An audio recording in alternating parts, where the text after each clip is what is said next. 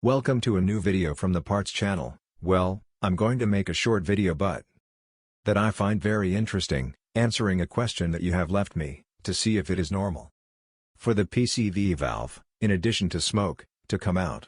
Drops of oil, it is not normal, that smoke that comes out is mainly oil vapor. The oil vapor has to come out to relieve the pressure inside the engine, and precisely there, that is its function, but it should not liquid oil comes out. I am going to show you a test that you can do. It is very simple, as you already know. That oil vapor comes out hot, and when it cools, it liquefies, and that is why you see traces of oil. Look, do this test in the PCV valve. This is a 1600E engine. I was doing some tests with it. I have it started with the flow meter disconnected. There you see it. Well, I am going to show you a test. This is the PCV valve. That's where it should come out only oil vapor.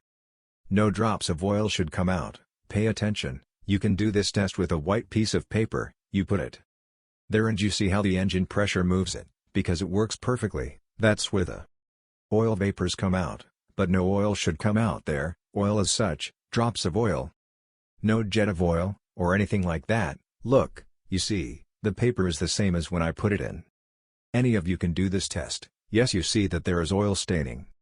It means that you have a problem with the PCV valve, and in that case it would be necessary to check it, and if it is bad, change it. I made a video a while ago explaining this, also with a PCV valve that was damaged. So, since the valve, which was made of rubber, was damaged, the engine oil came out from there.